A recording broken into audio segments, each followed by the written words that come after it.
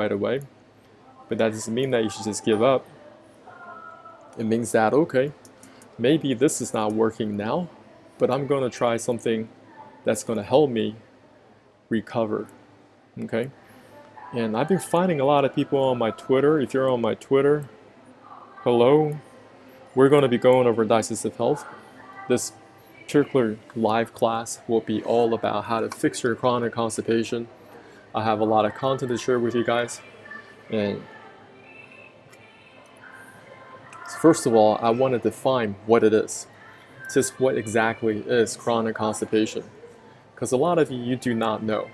You think that you do know, but you don't. How do you define chronic constipation? It's very easy. If you're not going to the bathroom multiple times a day, you're chronically constipated. A lot of people, they're chronically constipated 1 to 2 days at a time, and they don't think it's a big deal. They think, oh, this is how my body works, and they ignore these early signs of chronic constipation. Well, I can assure you, if you don't fix this problem early, it's going to become 1 to 2 days, 2 to 3 days, 3 to 4 days, 4 to 5 days. Before you know it, you're a whole week into chronic constipation. Some people, they're so extremely backed up, they can go without a week and a half, 2 weeks. And they'd end up at the hospital. And over at the hospital, they may not be able to fix them very, very thoroughly. Now, looking at your digestive system, I want you guys to study this chart. Because a lot of you never really study human physiology. You're chronically constipated, but you do not know where you're backed up. Taking a quick look at human physiology, food goes down to your mouth, down the esophagus, into your stomach. Inside your stomach, you have your digestive enzymes start to break down the food. And over time, the food enters your small intestines next. This is where nutrient absorption happens. Okay, and this is 4.5 meters in length, or roughly 15 feet. It's a very, very long piece of pipework.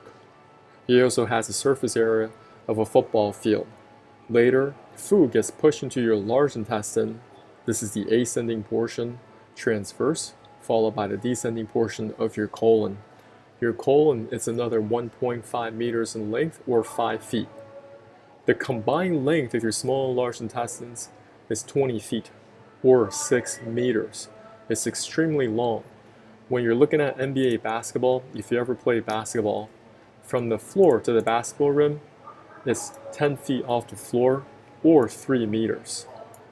The combined length of your small and large intestines is kind of like having 2 of them stacked on one top of another.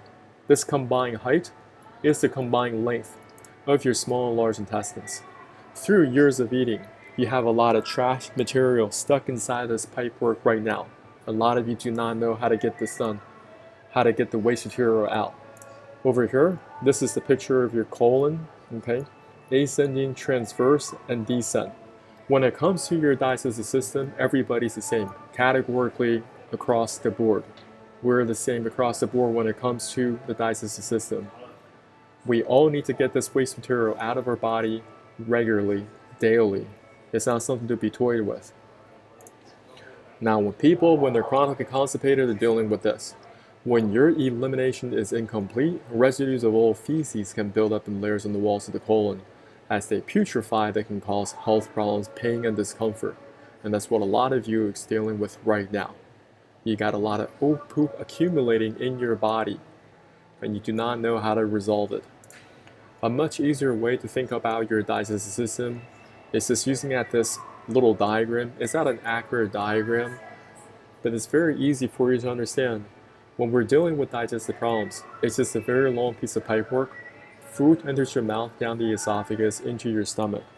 Digestive enzymes start to break down the food, and food enters your small intestines next, the 4.5 meters, followed by the large intestine, another 1.5 meters in length, and out the back for elimination.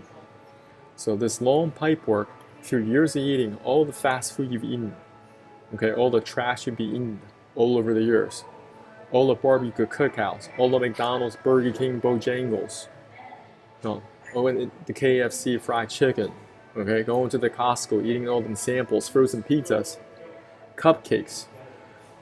It's all in there somewhere. Remnants of all that trash is still stuck in there somewhere. Now I'm going to give you a lot of information today. Today we're going to talk about number one, to share with you what chronic constipation actually is. Next, we're going to talk about a specific protocol that you can use and mix at home to help you relieve chronic constipation using all natural ingredients. Next, we're going to dive into liabilities, concerns. What would happen to you if you do not treat chronic constipation early and it just gets progressively worse? Okay, I'm not a prophet. You don't have to be a prophet to know stuff that's going to happen to you if you don't fix things. Later on, I'm going to share some things with you off your radar screen that could be contributing to your chronic constipation. So this is something that you drink down. I'm going to share a protocol with you. This is my way of putting together the Saltfish protocol and my way of drinking down the Saltfish protocol. I've been doing this over 5 years. I've taught this to my own family members, and I've taught to hundreds of people all over the world how to get this done. Many people, they follow my directions their first time, and they can be very, very successful. Oftentimes, people, they are unsuccessful with this protocol. You can find different forums online, simply because they're not mixing things in the right proportions. Next, they're not drinking this in this specific way that I'll be outlining in my presentation today. Now, you're going to get yourself some apple cider vinegar without any sugar added. Next, you're going to choose between limes, lemons, or grapefruit, some type of a citrus fruit, but only choose between limes, lemons, or grapefruit.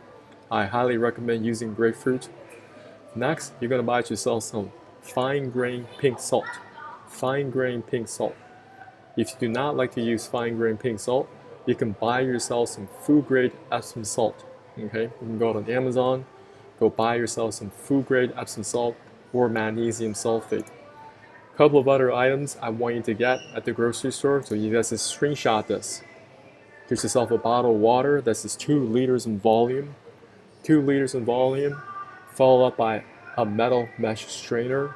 You may have one in your house ready, but you can also get yourself another one. Okay, so you have like this kit. Every single time you're gonna detox, you can always jump back to this kit. You just have it in a little bag.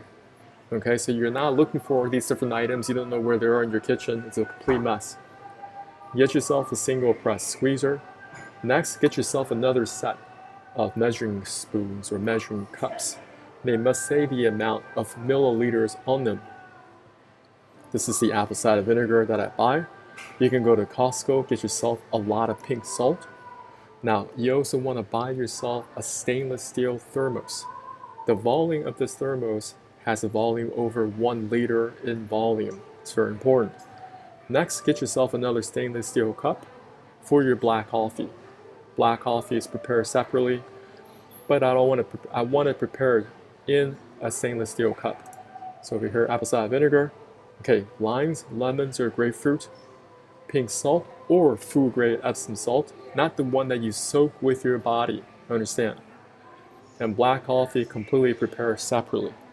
Now what we're going to do, there's a little bit of fasting period, so pay attention to this. The night before, you're finishing dinner around 7:30 p.m. You can still have some liquids, you can drink some liquids, but you do not eat any late night snacks. Next morning when you wake up, same thing. You're going to be able to drink some liquids, but you're not eating any breakfast. You want to keep your stomach empty of foods. Okay, pay attention to this, because a lot of people, they don't pay attention to specific details like this, and they wonder why they cannot clean out both their small and large intestines. You're going to add 1 tablespoon and 2 teaspoons of pink salt or food grade Epsom salt in the stainless steel thermos. Remember, there's a couple of things on your table: the bottled water, stainless steel thermos, stainless steel cup. Now we're putting the Saltfish solution together in the stainless steel thermos. 25 milliliters of salt total. For those of you you're worried about the sodium content, then you can use food grade Epsom salt, magnesium sulfate. You're going to cut and squeeze 3 lemons or limes or 1 grapefruit. And I want you to filter it through the metal mesh strainer. I do not want any pulp or any seeds that can get caught in your throat while you're drinking the Saltfish protocol. Next, you're going to add a 1/4 cup apple cider vinegar, put it in the stainless steel thermos.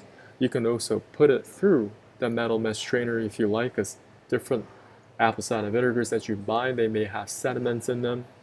You're going to add 2.5 cups of hot water in the stainless steel thermos. Begin to stir. Stir it up, stir it up, stir it up. 30 to 45 seconds. You want to make sure all the salt dissolves evenly in the stainless steel thermos, followed by another cup of room temperature water. Stir.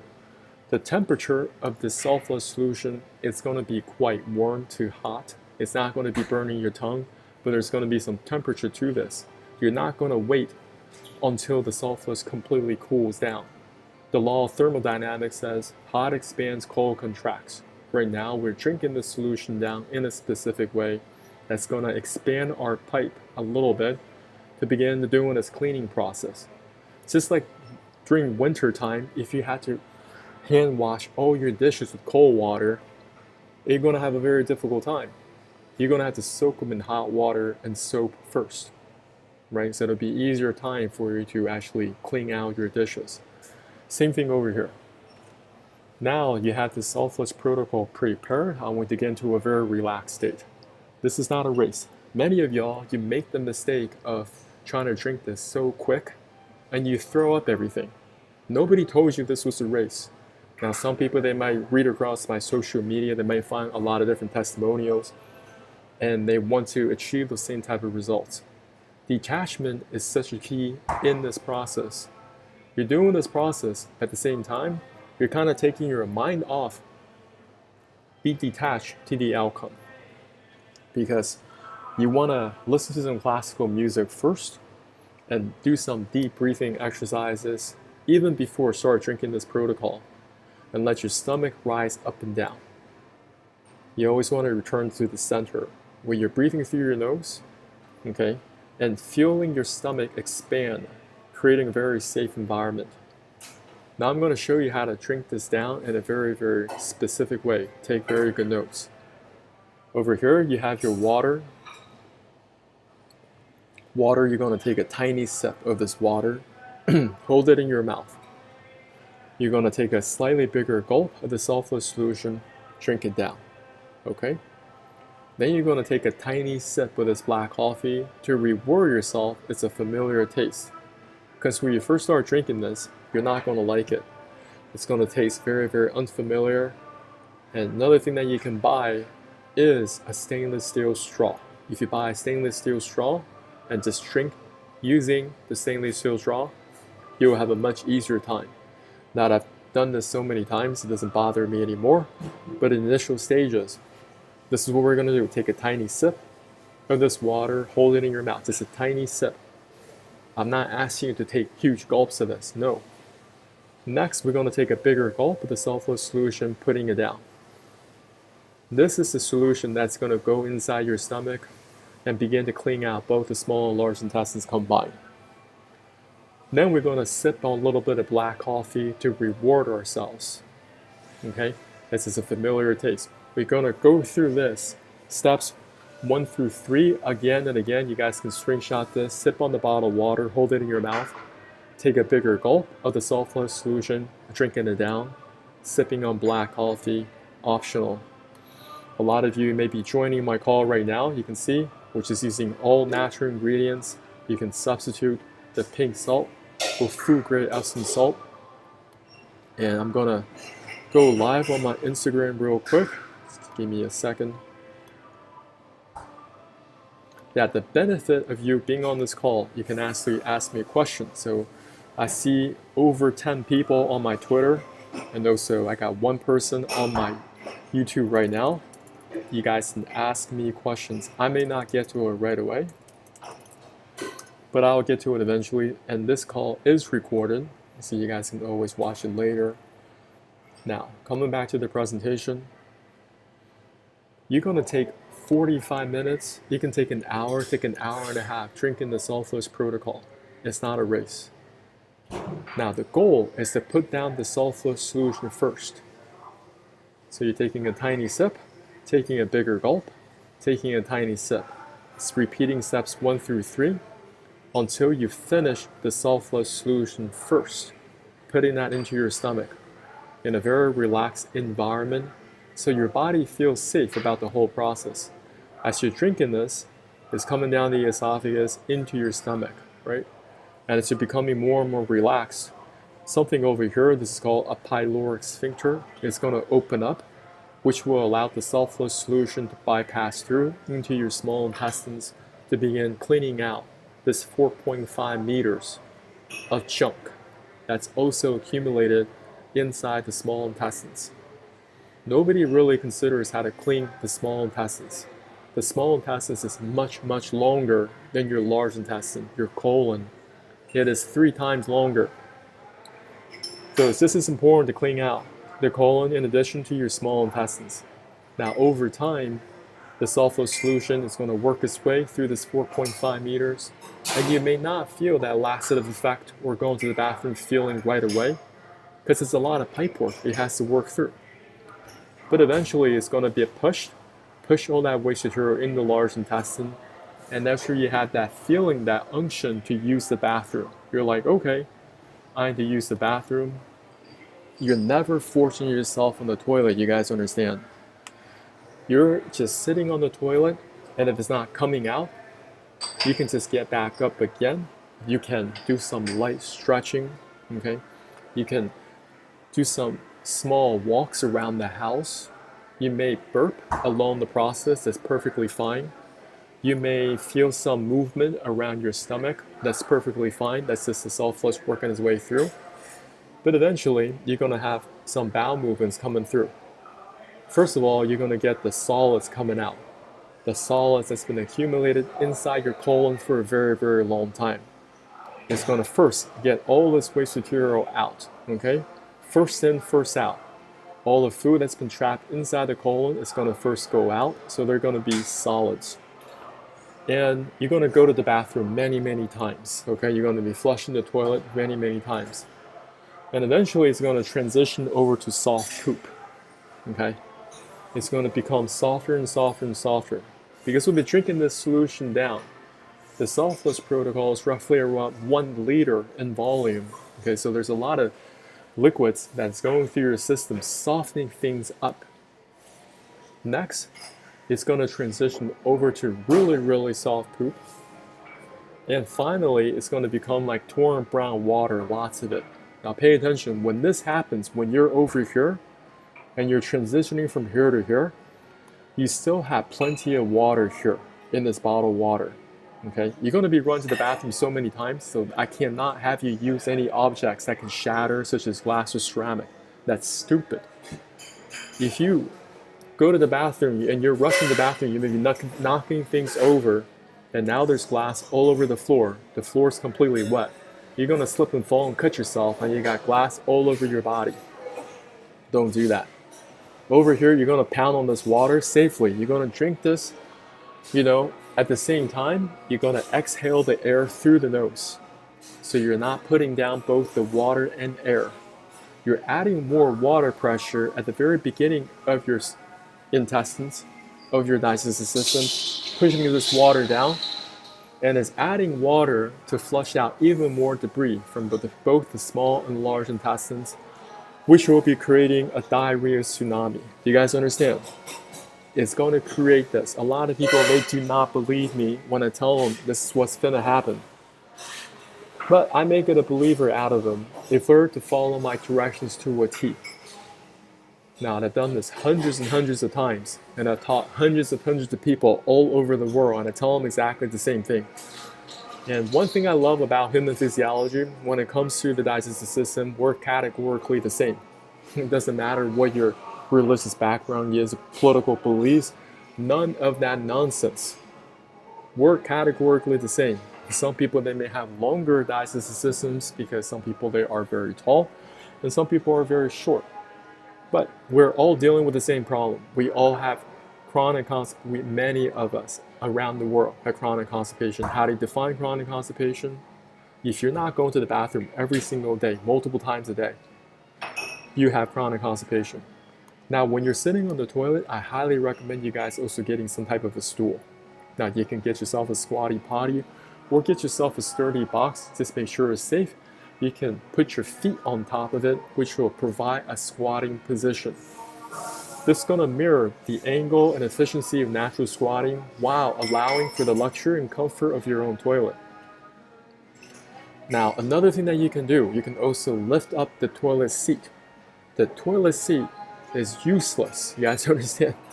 When you're sitting on the toilet seat, it's going to squeeze in on your butt cheeks. As it squeezes in on your butt cheeks, it's going to squeeze on your anus. Of course, you can't get your poop to come out. So many problems over here. People have colorectal problems. People are dealing with problems right here in this area. They do not know how to resolve. So you're going to continue to pound this water, and you're going to see more and more material coming out. The smell of this diarrhea tsunami is out of this world. It is so disgusting. You have to get a fan going. You have to get your windows open, get your ventilation in, because this is worse than roadkill that you smell driving down on the highway. Like somebody ran over a skunk, right? This is worse. Now, most people, they don't believe me, so you got to warn your families and loved ones in advance. That's how you're going to clean out both the small and large intestines. And you're going to notice as you're pounding on this water, increasing that water pressure through your digestive system, the water should become lighter and lighter and lighter. You're expelling all the waste material inside the colon, not just the colon, but also the small intestine too. The small intestine has a surface area of a football field, you guys understand. There's so much garbage, so much trash, even microplastics that's lodged inside the small intestines. You could be eating the best foods, the most organic supplements, and you can't absorb any of it because your small intestine is caked up with microplastics. After you do the self-flush protocol, this is what I want you to do.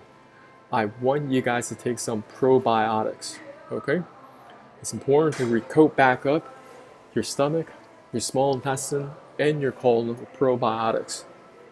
And I don't care which one you use, you gotta find one, a winning combination for yourself that's gonna provide that microbiome coating.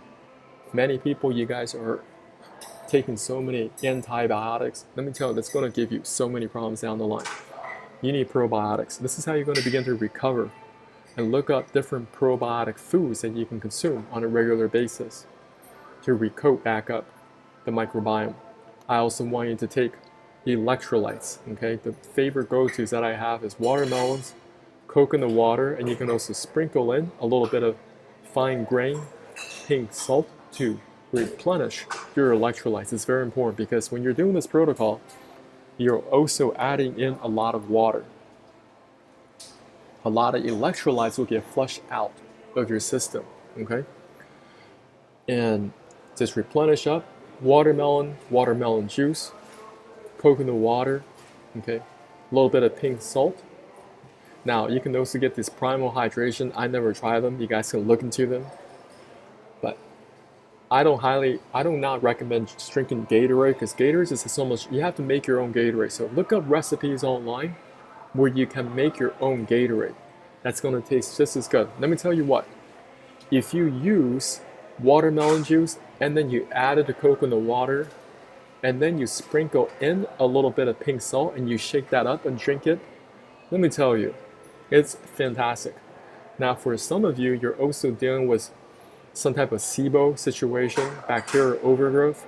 You want to put down a little bit of coconut oil, okay? And do not go into eating right away. You just want to start with one ingredient at a time. Maybe just start with some small saltine crackers, okay, some crackers to begin with, maybe papaya, maybe you're doing some fruits, something soft like congee, oatmeal. Do not go back to eating right away. If you're not especially hungry, don't eat anything, just relax. Nobody tells you to force feed yourself. Sometimes your body just needs that rest, okay? Because a lot of people, what they're doing is they're eating so much food on top of chronic constipation. Your digestive system never got a break. And you wonder why you're coming down with so many problems, symptoms, different issues that you cannot resolve. Even if you want to see your primary care, they refer to a specialist, and you're never getting to the root of the problem because these constant flare-ups continue to happen. Okay? And I highly recommend you do not go back to eating trash foods. You gotta go start to learn how to proper nutrition using all natural ingredients. This is not a license for you to do whatever you want. Now that you resolve chronic constipation, you go out and eat whatever you want. That's really stupid. You have to learn what is right for my body type. Okay, do you know how to eat for your body type? A lot of you don't know. Maybe you got to get one-on-one consultation with me. Over here, that is basically the first and foremost important thing you got to first understand is like, okay, there are solutions out there, but I can't wait until the problem is so severe. Because a lot of you, your problem is so severe, you may not do the self-flush protocol right away. You may have to do something called a colon hydrotherapy, and this is something a lot of people don't know how it's done. Now, me personally, I have not done this myself. A friend of mine, she was in this industry. She told me it really helped her with her health issues. Now, I've studied this very, very deeply, so I know how it works. Over here, colon hydrotherapy, you're laying down here in this clinic, you got your feet kicked up, and the colon hydrotherapists, they're putting in hot water through your back end to help get the waste material out of your colon. You guys understand? This is what the colon hydrotherapist does, because a lot of y'all, you're chronically constipated. You need to do this first, and I do not know how severe you are. You may have to go every single day for an entire week just to get things normal, because you're so caked up inside of here, a one-time session is not going to get it all done. Many people, they have a colon that is dilated. It just got bigger and bigger over the years. And trash, they just got tucked into a corner of the colon, and ain't nobody know how to deal with that. So the colon hydrotherapist has to gently putting in this water pressure, and you gotta communicate very well with the colon hydrotherapist, because if you do not communicate very well with this person, they may be putting in the water pressure too quick. And now you get a perforation or a break inside the colon. All your poop is going outside of your colon, and now your body is going to sepsis shock, and you're ending up at the ER. Recognize that whatever I share is not professional medical advice, diagnosis, or treatment. Anything that you do regarding a medical procedure, a protocol, a health protocol, there's always some type of a risk. But I can guarantee you, there's also a risk if you do absolutely nothing. And that's what most of you sitting on here on this protocol, most of y'all are not doing nothing, okay? You think that you're gonna get it done with the Miralax, a Ducalax, some OTC laxatives? Well, how come we still have problems like this? Toxic megacolons are very, very common now. This is somebody's colon that was completely diseased, and the doctor had to just remove the whole colon completely. What did they remove? They removed this whole portion. Okay? This colon did not come out of a silverback gorilla, it came out of a human being. This is a life-threatening complication, inflammatory bowel diseases. It's characterized by swelling and dilation in large intestine due to the inflammation and accumulation of a large amount of gas. And so reading from these different medical websites, medical texts, doesn't mean I agree with everything that they write. I can use my own critical thinking reasoning. You know what? This is a lot more than gas. This is the McDonald's, the Burger Kings, the Bojangles, the Taco Bells, the Waffle House, the Costco samples, okay, the frozen pizzas, the KFC hot wings. Whatever you've been eating all over the years and you cannot get that waste material to exit, is still somewhere in your body. It's right here. It ain't going nowhere. And some people, you guys wait until it's so long, so problematic, you end up at the ER. And doctors remove this whole colon, or they partially remove different parts of your colon. And we're going to discuss about that too. Because if you don't deal with chronic constipation, you want to learn these things early. This is called practical pessimism. A lot of you do not have a healthy dose of practical pessimism. You think that, oh, we're a very modern society now, surely we can fix chronic constipation. Look, I've done a keyword analysis on this. Keyword analysis is simply how many people are actually searching for chronic constipation every single day, year over year. Is this number increasing or decreasing? Even with our modern advancements in science, across the field of different industries, you think that chronic constipation should be something that's from the Stone Ages. Now it's already been resolved. But no, the amount of people searching for chronic constipation relief is only rising year over year. It is economic proof. Doesn't matter if the stock market blows up tomorrow, the real estate market blows up tomorrow. People all over the world, in all languages, English, Spanish, Russian, Chinese, Portuguese, Tajik, Farsi, Arabic, I do not care. Everyone is searching for chronic constipation relief online. And they don't deal with the problem early, so now they have to deal with this different types of surgeries. Let's just say the doctors tell you, listen, we're going to remove a portion of your colon. This is called left hemicolectomy. So they remove the descending portion of your colon. What do they do next? They start to plug and play, like your body is some type of a USB port.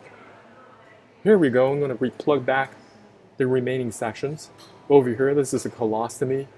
Let's just say something over here happened to the descending portion of your colon, the ending portion, and they remove this diseased portion. You may be wondering, well, how does the waste material go outside of your body? Oh, they got another procedure for you for that. They're going to create a hole called a stoma in the abdominal wall, which allows the waste to leave the body. They got a colostomy bag waiting for you attached to the stoma to collect the waste. You're going to have to manage this bag for the rest of your life.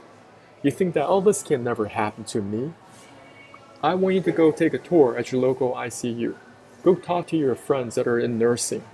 Doesn't matter where they work. And you ask them, how many people do they encounter their patients dealing with a stoma, dealing with a colostomy bag on a regular basis?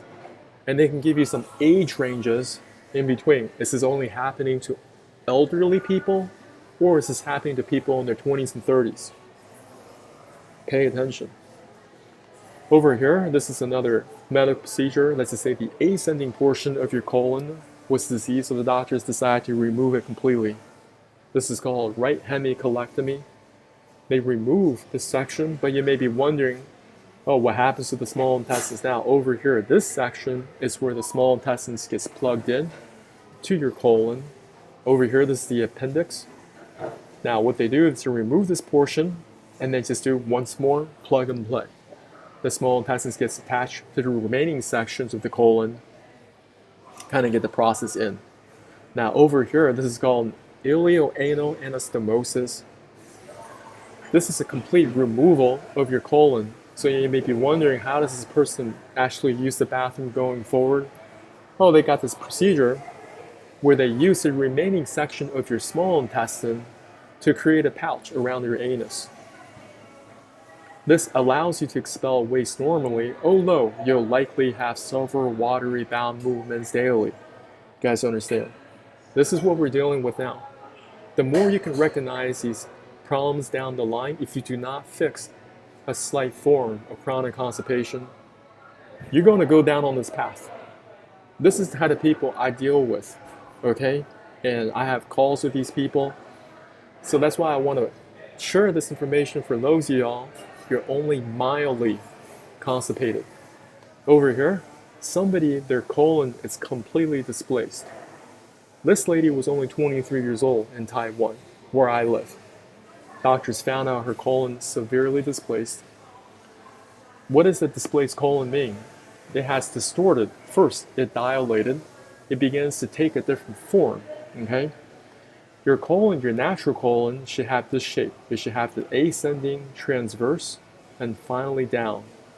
The descending portion out the back for elimination. Everybody's the same. But look at her colon. Her colon is all over the map. It goes up and then it loops back down. Then it loops back up again. And it loops back down. It's a complete mess. That's why she was chronically constipated, because anytime she was standing up, that means all this poop, all this waste material has to fight against gravity, kind of like climbing up a roller coaster just to get to this point in her colon before making its way back down for waste elimination. Diverculitis is also very, very common, okay? I'm just going to read some of these things. They say the risk factors for diverculitis may include age over 40, male, overweight, eating a low-fiber diet, eating higher fat and red meat, not enough exercise, taking non-steroidal anti-inflammatory drugs, like aspirin, ibuprofen, steroids, opioids, and smoking. Moreover, the signs and symptoms of the condition include pain, tenderness in the left lower side of the abdomen, nausea, vomiting, chills, cramps in the lower abdomen, constipation or diarrhea, and rectal bleeding. Listen, a lot of doctors will always have this thing that they say that, oh, if you're chronically constipated, it must be because of you not eating enough fiber. You got to eat more fiber, eat more fiber, eat more fiber, eat more fiber. Listen, it doesn't make any sense if you can't go from the picture on the left to the picture on the right. First of all, if you're eating more fiber or drinking more fiber on top of chronic constipation, how is that supposed to help you? Think about that. Why don't we remove the waste material that is currently there? Then, once we can get it all cleaned out, then we can start eating that fiber, eating that healthy foods, and find the winning combination so you have that predictable bowel movement. Key performance indicators. When you go to work, you have key performance indicators. I'm telling y'all, using the bathroom, having bowel movements, it is a KPI you must have every single day, multiple times a day. You should be eating this and this and this at a certain time, and you do this and this and this, and you will produce a bowel movement at this time. You guys what I mean? It has to be that succinct for you. I'm gonna get a drink of water, but you guys don't be shy, okay? Ask your questions.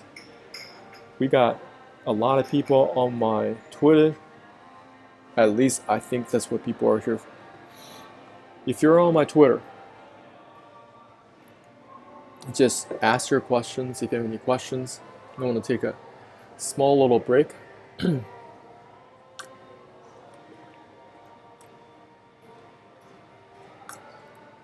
You guys follow me on social media, y'all.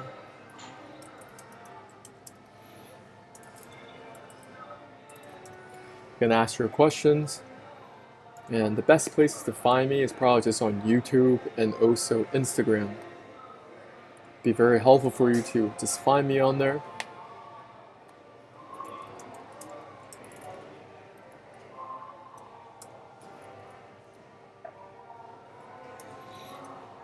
And once again, this is not professional medical advice, not this is treatment. You guys got to continue to do your own research, okay? But I got a lot of information for you to discuss. I'm just checking my different streams for different questions, helping people answer along the way. All right. So thank you for your patience. Over here, ulcerative colitis is also extremely common, guys. What is it? When you're dealing with inflammation in your colon, now people with UC or ulcerative colitis, they experience periods of symptom flare-ups followed by periods of remission without symptoms. Signs and symptoms include diarrhea, bloody stools, abdominal cramping, and weight loss. Now, I'm not a doctor, so I'm just sharing y'all. A lot of people, they're just pumping themselves full of antibiotics. You may be experiencing ulcerative colitis because you no longer have that protective layer microbiome. When you don't have that, that surface of your colon can get very, very ulcerative, okay? And what the doctors usually do, they prescribe a lot of corticosteroids, immunosuppressants, or biologics. What these medications do, they suppress your immune system. Suppressing your immune system, so in the short term, you're not experiencing symptom flare-ups. You know, the diarrhea, bloody stools, abdominal cramping goes away. But you have to ask yourself, did you really solve the root of the problem? When you're dealing with Crohn's disease, it is a combination of inflammation in the small and large intestines. Now, according to these medical texts, they say it is thought to believe Crohn's disease caused due to genes, a problem, the immune system, smoking, a previous stomach bug, and an abnormal balance of gut bacteria. The risk factors for this condition include family history, smoking, certain medications like antibiotics, birth control pill, non-steroidal anti-inflammatory drugs such as aspirin, ibuprofen, high-fat diet. Now, you also can get diarrhea, stomach aches or cramps, blood in the stool, tiredness, fatigue, and weight loss. So many problems across the board. And when people are dealing with Crohn's disease, they may be prescribed with corticosteroids as well, immunosuppressants. Now, here we're going to talk a little bit about what other problems could you have if you don't treat chronic constipation early. Rectal prolapse is a very, very real thing because many people there are clenching on the toilet, okay? They're like this guy right here. They're always huffing and puffing, begging and pleading. They got veins on the side of their temples trying to force out this waste material. If you can relate to this, give me some hearts, okay? Show me some love. Let me know if you guys know what I'm talking about. After all that work, what do they get? They get a small, tiny little pebble. Now, when people are doing that on a daily basis, there are people that are doing this on a daily basis. They're going to get something called a prolapsing rectum. The rectum flips inside out, turns inside out, and they may be experiencing all sorts of infections, rectal bleeding, or even something called anal abscesses and fistulas. So these are infected cavity filled with pus near the anum and rectum. Okay, a lot of bad things can happen down there if you don't fix these problems early. Or people that are coming down with anal fissures. A fissure is simply a breakage, a crackling, or splitting. It can be very, very painful. Now, when you go to the doctors and you ask them, well, what is the reason why I had this rectal prolapse? What's the reason of my anal fissure? They always say some crazy ass shit. They tell you, well, several factors are thought to be linked to rectal prolapse. There's no clear-cut cause. An estimated 30% to 67% of patients with chronic constipation, infrequent stools with severe straining, and an additional 15% have diarrhea. In the past, this condition was assumed to be linked to giving birth multiple times by vaginal delivery. However, as many as 35% of patients with rectal prolapse never gave birth, and it can occur in men. There might be some genetic predisposition to this condition. In other words, some patients are more prone based on their genes to develop this condition while others don't. A lot of times, you gotta call CAP, okay? These doctors, they wanna take you from one detour to the next. When you are done with one specialist, nothing that they're treating is fixing you, you go to another one, and you go to another one. Your whole schedule, for months is just blocked off with a whole bunch of doctor visits. That's what many people are experiencing with this right now. They're going to tell you some type of rare genetic predisposition. Listen, if you cannot get the waste material out, okay, over here, you don't think, and you're clenching on that toilet, okay, it's going to give you the rectal prolapse, give you the anal abscesses, you're going to be dealing with anal fissures, or very common, a lot of people have internal and external hemorrhoids. These are called piles. These are swollen veins inside your rectum or outside of your anus, causing pain, anal itching, rectal bleeding. There was a time in my life, listen, I was going to the pharmacy buying myself some preparation H. You don't want to be that guy that goes and buy preparation because everybody knows what that thing is for. And of course, it offers you some temporary relief. Right, because you've been clenching on the toilet, you're trying to force things out, nothing's working, now you're developing some hemorrhoids. Now at your work, you may have these itching sensations that won't go away. It's always very bothersome, even when you're trying to sleep. So you put on this cream to kind of subside this annoying feeling. But did you really resolve the root of the problem? Now, some doctors, they can say, hey, you gotta go see a specialist called a proctologist. What are proctologists? These are specialized medical doctors. They're called colorectal surgeons. Now, they can treat the entire gastrointestinal tract, but specifically issues involving the rectum anus. They're going to put on their gloves. They call themselves the bottom whisperer, you guys understand. They get their latex gloves ready for you. I don't even know how many latex gloves they go through per day. And all they do, they examine your behind, right? They're going to tell you, listen, you got some rectal prolapse, you got some internal, external hemorrhoids.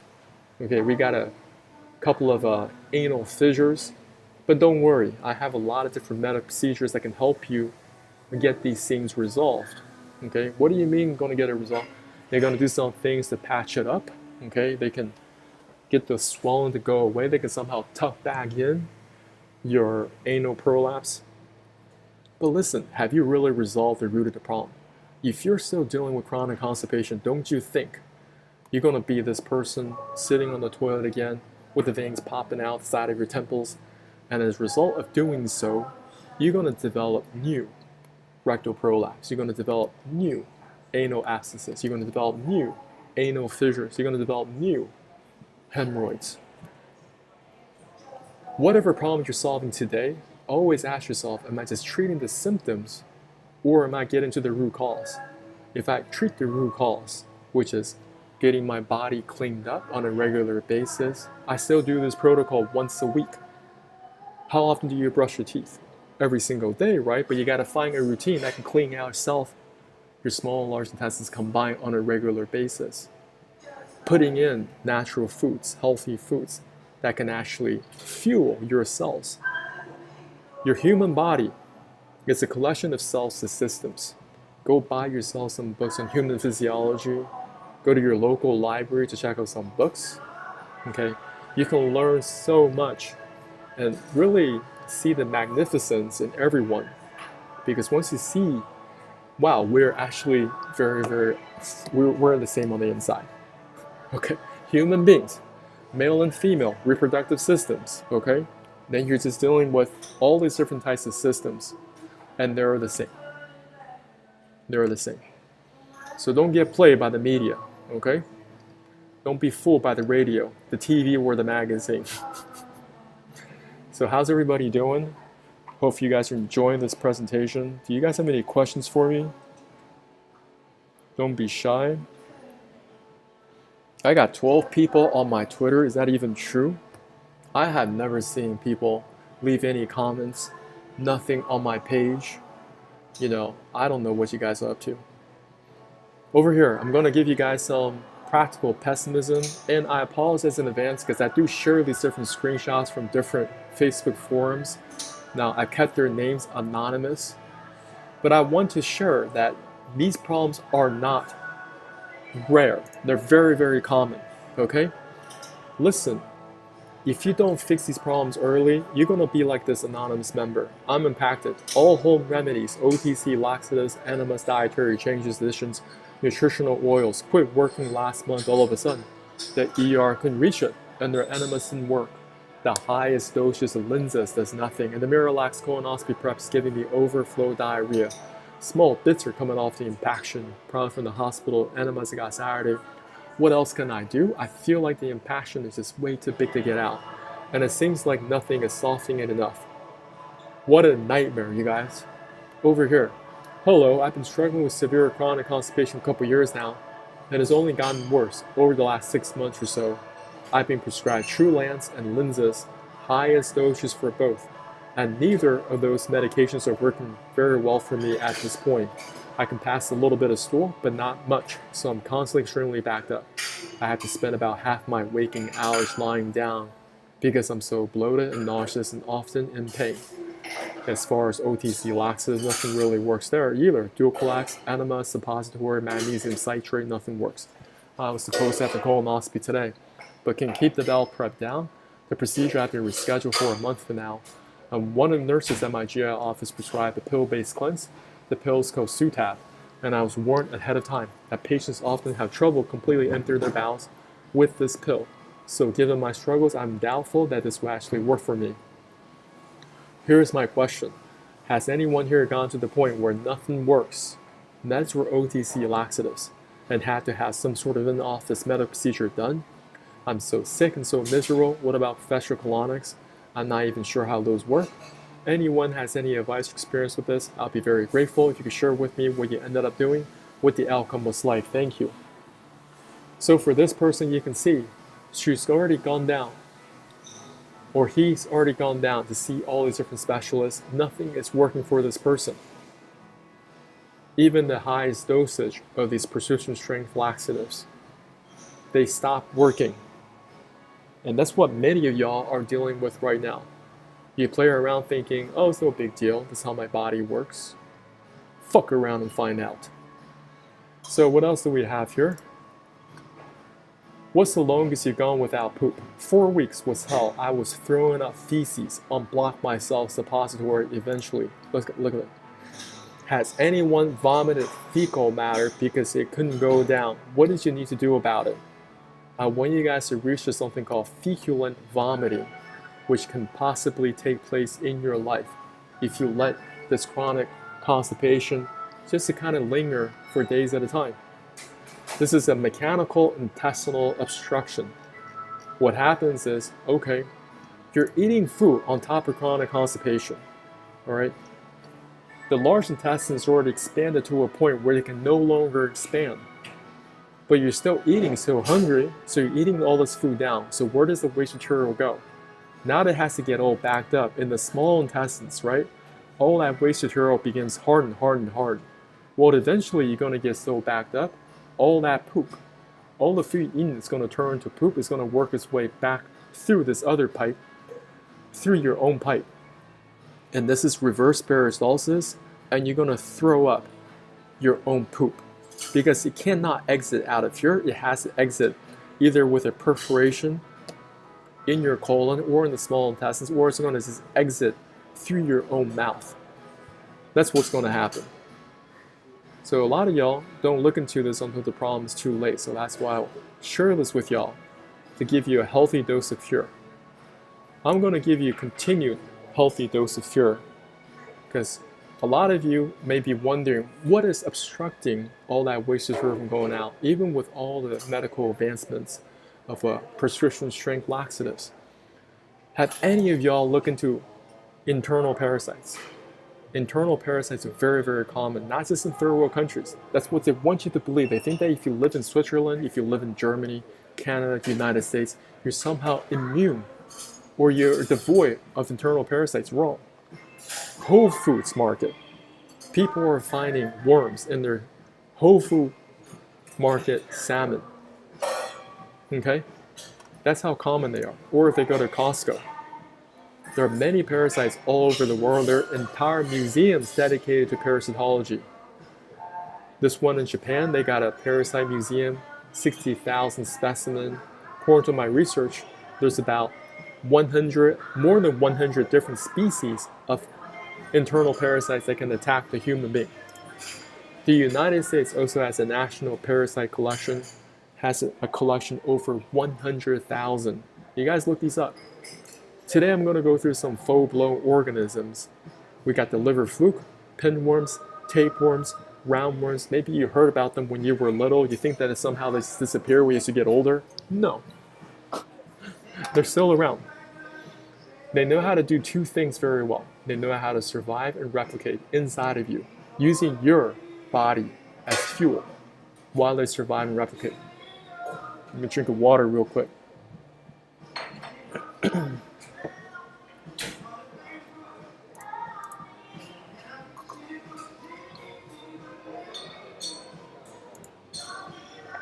So ask your question if you guys have any. Liver flu, first of all, they hatch in water, okay? They hatch in water. You can see how they work their way up, targeting different animals. They hunt their way up. They may first attack a small intermediary host, just as a snail. They're going to grow to a certain size. They're going to exit the snail and land on some vegetation. Next, you have the cow or the sheep that come over to consume this vegetation, such as watercress, whatever. And that's how this liver fluke get into your body. Liver fluke is one of many flatworms that are out there. One of many, many flatworms that are out there. Look them up.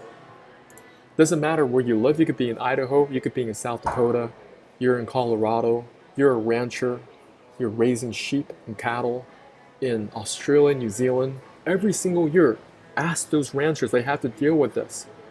They're finding their livestock getting weak, maybe losing their coat, they have no appetite, they're not eating, getting lethargic, getting sick all the time. Well, they start taking these drugs, medications for liver flukes, they bounce right back. You guys understand? Over here, if you are eating a lot of raw meats, if you're eating raw liver, you follow the liver king, guess what? You're going to have that risk of consuming liver fluke. Liver flukes love to target your liver. Your liver is a storage of vitamins and minerals. So they target the liver to consume the nutritional value while they survive and replicate. What are the risk factors? Many people, they are watching Food Networks, fancy foods, Michelin star, yada yada. People are eating raw meat, such as steak tartare, This is the French version, Korean version, a lot of undercooked meats, even in Korean barbecue. Because if they set it to some type of a time limit, then you're trying to rush through the cooking, and you may not fully cook through that meat. A lot of risk for those of y'all you're eating intestinal products. Like I said before, a lot of people, they have a lot of parasites inside their small and large intestines. People are eating sushi, sashimi, or even hot pot. A lot of risk with that as well. Over here, this is the tapeworm. Tapeworm, they also work their way up. You can find tapeworms in cow, in pork, also in fish. Okay, this is what they look like under the microscope. This is the rostellum. The rostellum hooks on your small intestine or your colon, and they're extracting nutrients directly from your body. These are the different suckers that they have, which gives them a very good foothold on the surface of your colon, so they're not going anywhere. Their reproductive system is ridiculous. This is their anatomy right here. They're hermaphrodites, so they can reproduce all by themselves. They have these things called progonids. Progonids is their reproductive system. Over here, each progonid can have as many as 100,000 eggs of tapeworms. So if you're dealing with one beef tapeworm, just one, they have 1,000 progonids. And each progonid can have 100,000 eggs. You're dealing with 100 million eggs. So some people, they're just getting beat up by internal parasites. They hunt as a pack, okay? And they're going to destroy you over time if you don't take care of them. Somebody in Thailand pulled out a tapeworm that was 59 feet, or roughly 18 meters in length. Remember, from the floor to the basketball rim, it's only 10 feet. See, if you put 6 of those NBA hoops on top of one another, that's the height of this tapeworm. So they pull it all out so you can see. So that's what's causing these obstructions, because many people, they have so much obstructions in their small and large intestines. It doesn't matter what type of laxative that they take, it doesn't kill the parasites. You have a lot of pets. Pets, it's a vector for parasites. A lot of you taking a whole bunch of photos with your Instagram, TikTok videos. Let me tell you what, and you're wondering why your kid's coming down with digestive problems, skin problems, irritability, okay? Every other food that they eat is an allergy. It could be parasites, because you're so close with your pets, and your pets, they're always licking everything. When they meet another dog, they sniff their behinds. That's what they do. If you have cats that go inside and outside, you don't know what they're dealing with on a daily basis. They might be hunting rats, maybe hanging out with possums, raccoons, I don't know. Over here, if you're traveling abroad, you're drinking contaminated water, which is a huge risk for those of y'all who're so eager to go to Amazon for your ayahuasca ceremonies. Over here, even raw vegetations can have parasites. Of course, the raw meats. Different organisms, they can attack different liver. You can attack different organs of your body. Okay, this is called cysticercosis, and they can develop inside your liver. Sometimes cysticercosis can get inside your muscle cells, or this is called neurocysticercosis, which is parasites that have gone outside of your digestive tract. They begin to attack your brain, because the eggs, they were able to flow in your bloodstream, and your blood is just cycling through everywhere in your body. Okay, those of you are going to Cambodia or Vietnam, they eat a lot of raw blood, raw foods, and if you're consuming products like this, you're going to get different worms inside of you. Roundworms are also very common in cats, dogs, rabbits, ducks. If you're any type of animals, you love animals, you go to petting zoos, you have the risk of these roundworms getting into your system. Pinworms are also very common. You see a child scratching their behind, or an adult. Adults can also get pinworms. According to PubMed, this is affecting almost 1 billion people worldwide from all socioeconomic classes. It doesn't matter how much money you make or where you live.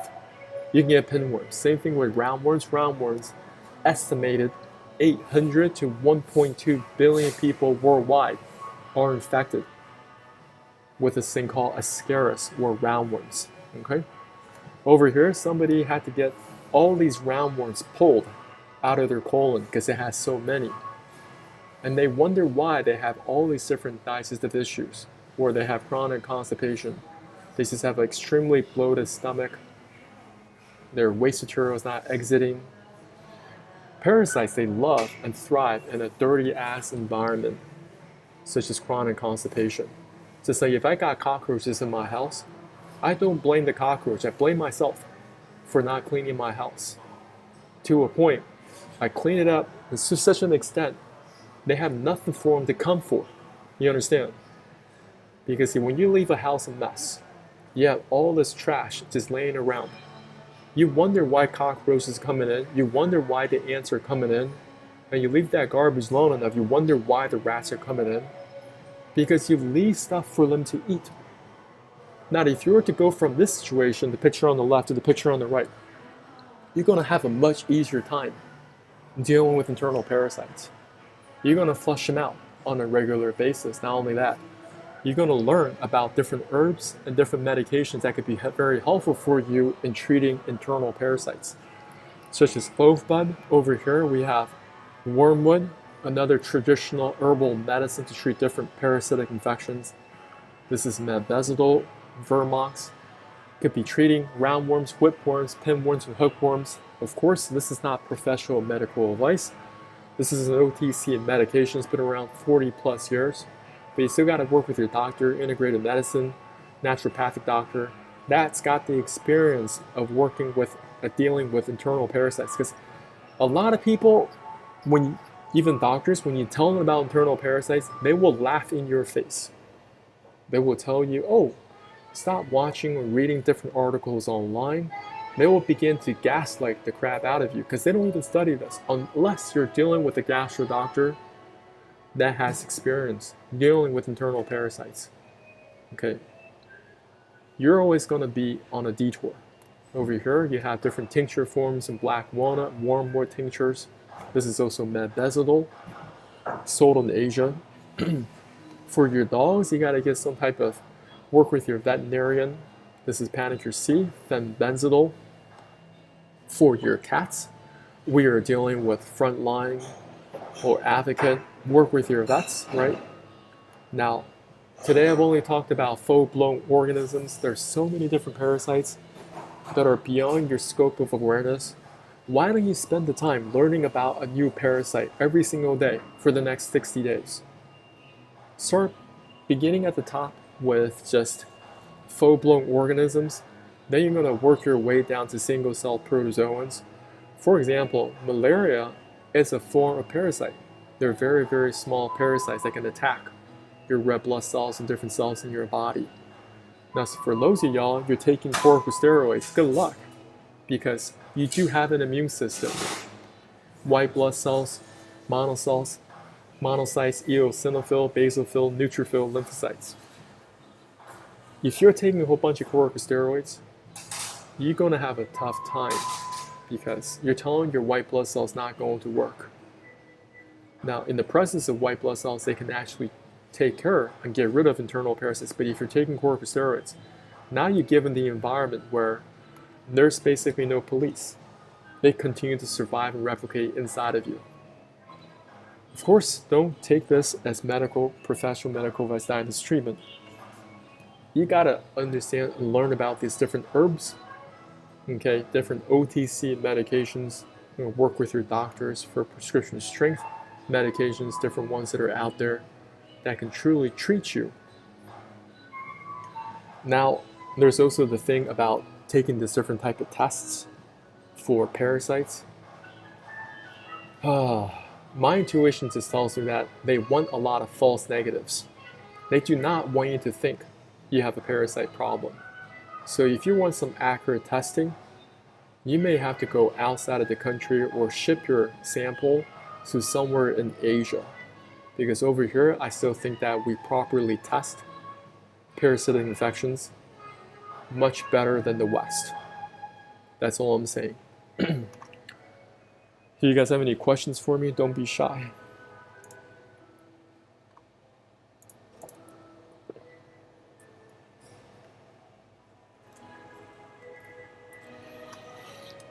So who am I? My name is John, just another regular guy. A couple years ago, I was dealing with a lot of digestive problems, even though I was going to the gym. Got myself a personal trainer. I was not able to lose weight whatsoever. And when you are dealing with chronic constipation, you're also dealing with inflammation. When you're dealing with inflammation, your body holds onto water, holds onto excess fat. I look like this pretty much all year round, even without going to the gym. I have not been going to the gym for years now. Doesn't mean I don't exercise. I do exercise. I know what I'm doing. I know how to just go out for a nice walk, nice jog, okay, come back home, do some weights, do some stretchings, and that's it. This is what I looked like before in Southern California. A lot of inflammation around the face. Was not able to lose weight until I start to clean out the small and large intestines. This is what I look like all year round now. And I teach people how to lose weight, but more importantly, this is a lifestyle you got to adopt. You got to be learning about your body. You got to be cleaning it out regularly and putting together the right nutritional plan for yourself and doing some type of exercise. You may just begin with walking. You don't have to sign up for a gym. You don't have to push yourself to exhaustion, okay? And I've helped many people. You guys can definitely get my program or get some coaching with me one-on-one. So these are my videos. I'm going to share with you my story, introduction to the digestive system. I'm going to give you my salt flush shopping list. I'm going to teach you how to make the salt flush, do this exactly. I'm going to teach you how to drink the salt flush solution, do this exactly. How do you proof professionally what to do after the salt flush, how to get rid of internal parasites, okay? Grab my program, commit. What are people experiencing? Weight loss, improve digestive health, increase energy levels, enhance self-confidence, reduce brain fog, better body odor control, confidence in appearance, improve overall health, long-term wellness. There are people that are just watching my videos online, free videos, and they're getting a lot of success with this. For example, Nate over here, I did your protocol last night. Holy crap. I was not prepared for what came out. You've helped me so much. I just purchased your program, support you, thank you, and many blessings to you. Over here, it's my friend in Italy, my friend in Malaysia, people that purchased my program, not just in English, people that try my program here in Asia, Singapore, right, and Malaysia. They're sending me these testimonials in Chinese and Taiwan. And I can also coach people in Chinese. If you need me, guys, need some coaching in Chinese, I also do that as well. But I'm going to leave my link. Okay, I want you guys to either get the program or even work with me one-on-one, get on a coaching call with me. And the way that you do that, just select this coaching call, right? Select it, and I'll be in contact with you. Now, over here, I'm also share on my different social medias.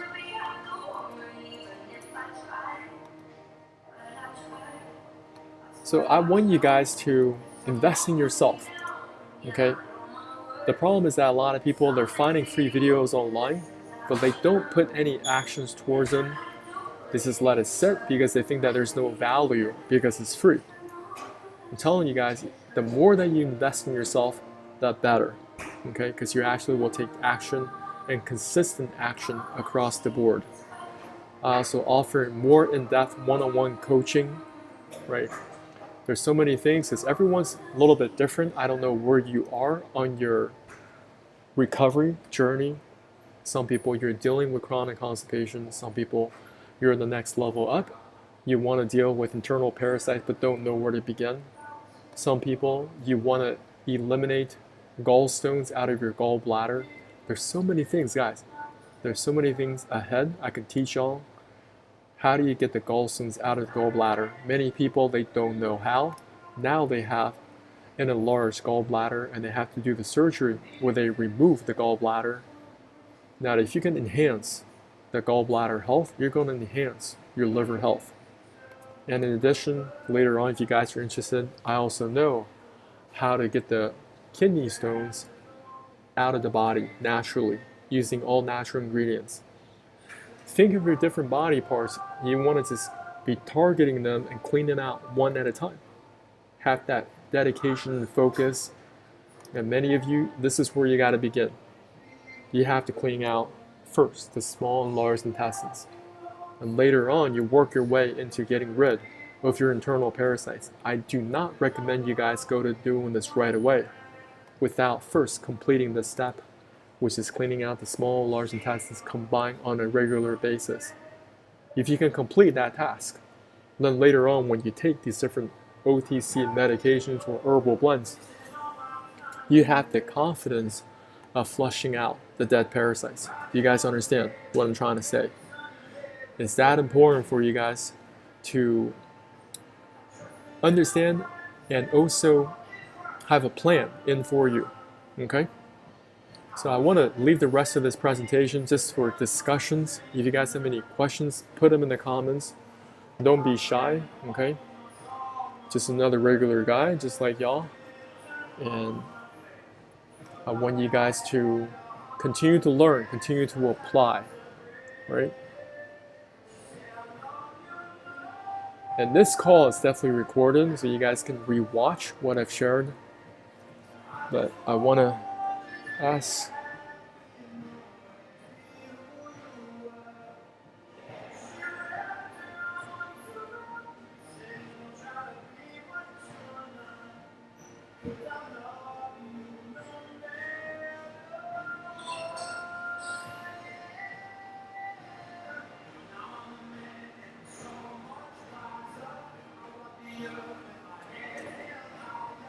so anybody on my Twitter, just ask your questions, don't be shy, okay?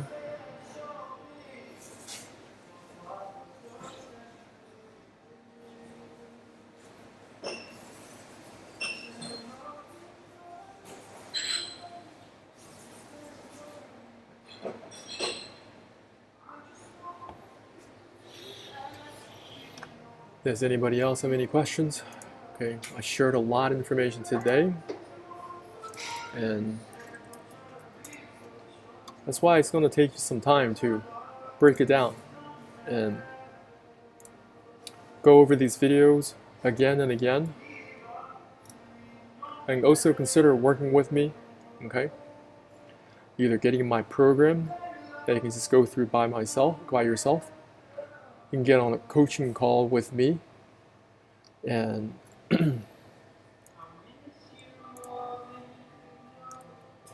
I also highly recommend just sending. You can DM me your questions.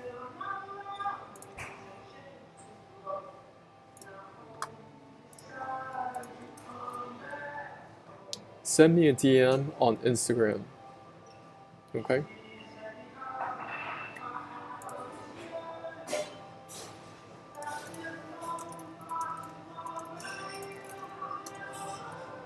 Yeah, somebody's on my YouTube faithfully watching this whole entire presentation. Really appreciate you.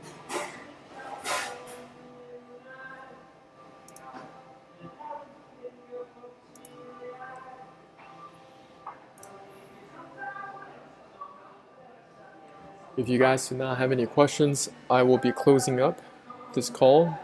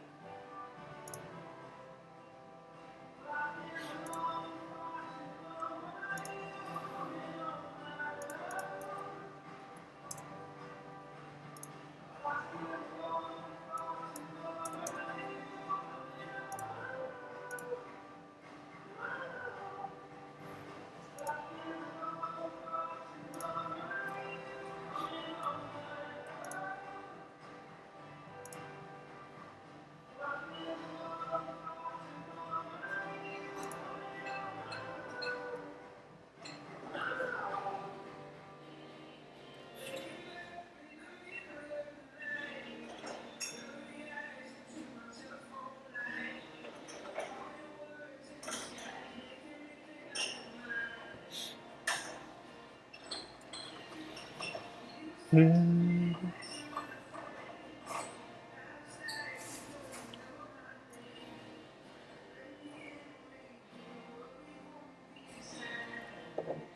right. I don't think there's any questions coming through. Appreciate y'all for joining me on this call. Just reach out to me.